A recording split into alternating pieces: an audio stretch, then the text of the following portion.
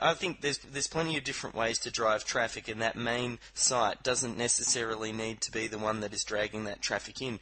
The few things that you mentioned there that I think were key about talking about their language, effectively by using the keywords that they're searching for and using words related to that and crafting that into your sales letter. It's almost like that age-old thing. You're meeting that conversation that's already going on in their mind. You're talking their language. If you imagine it's like someone speaking another language, like when we talk SEO or if we even internet marketing, there's that whole subculture of words that people outside of our community may not necessarily understand, and by putting that in your copy, you're demonstrating that you understand the person that you're writing to. And I know that's a big reason why I don't even focus that much on latent semantic indexing, and we hear people talk about that, and having these ancillary keywords that are on topic to do with the topic that you try to write about.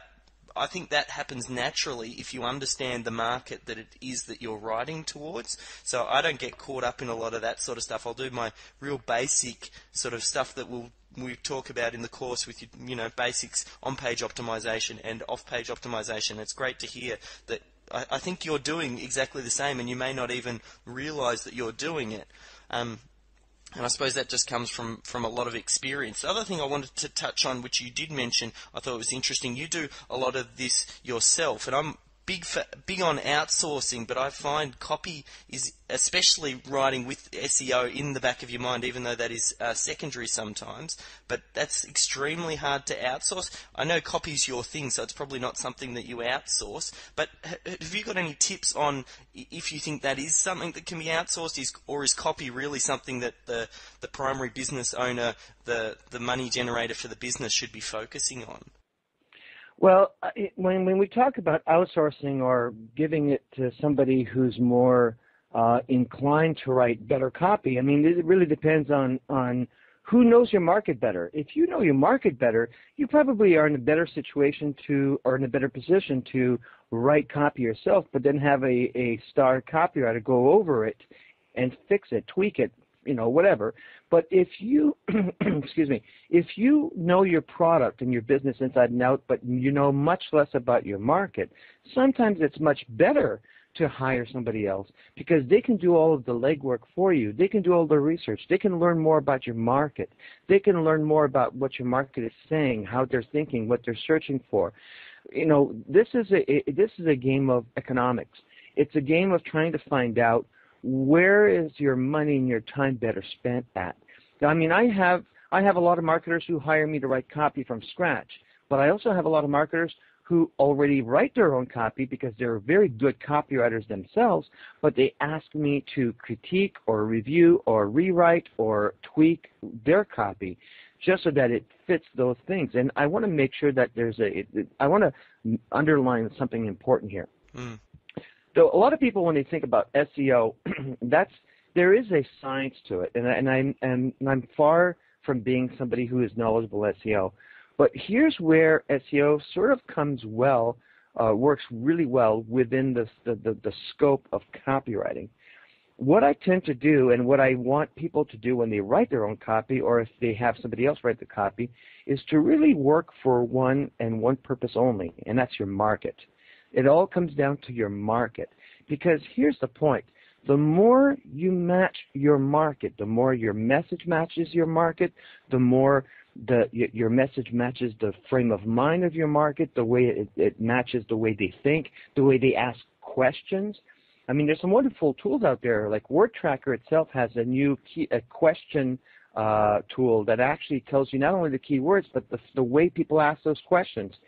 And so the point being is the more you're focused and fixated on your market, because those are the people who are actually buying your product, the more you're going to almost naturally, as a byproduct, do some very good SEO copywriting. Why?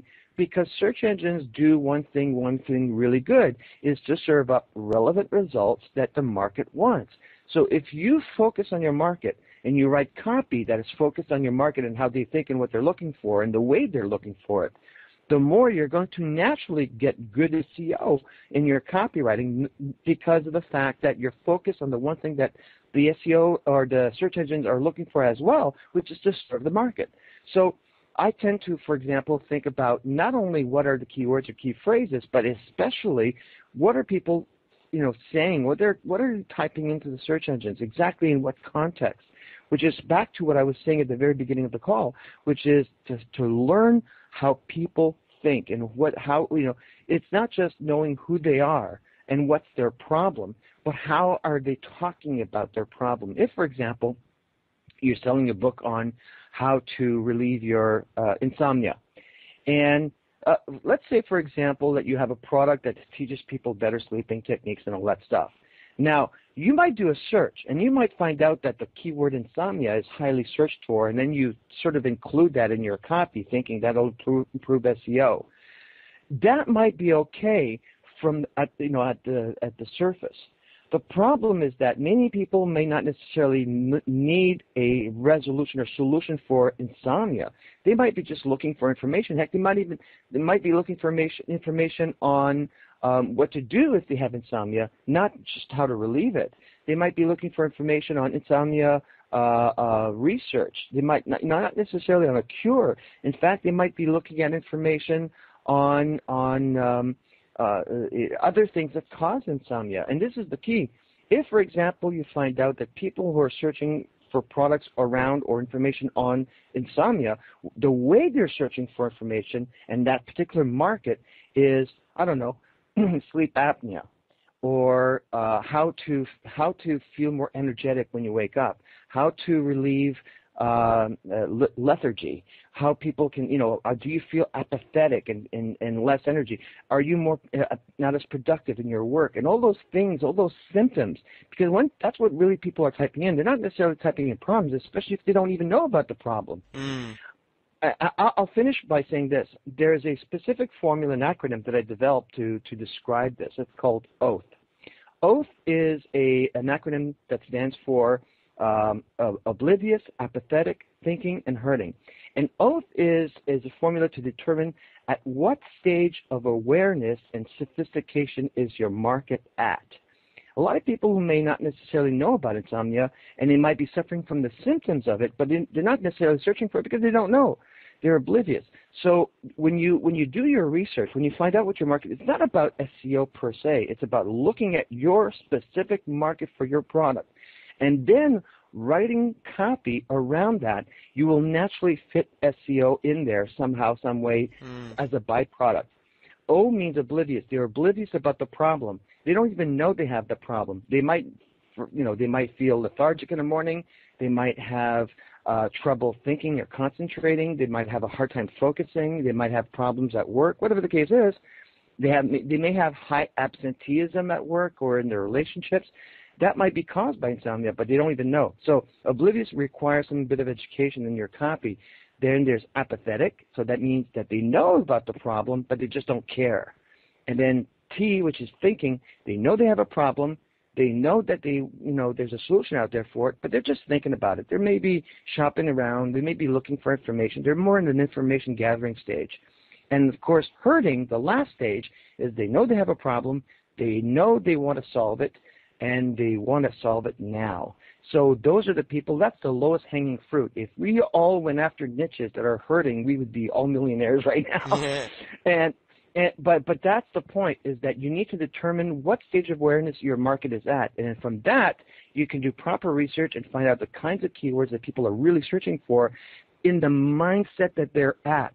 It's not so much that you look for a keyword like insomnia and try to increase the SEO around insomnia. That might mean squat if your product is specifically not searched for in that manner. So anyways, I hope this helps. Oh, yeah, I absolutely love that. I've scribbled that down because I think matching your copy to, like, this comes back to what you've been saying throughout the whole thread, the idea of matching your copy to what it is that people are searching, and then your copy can develop from that, and you're going to get natural SEO.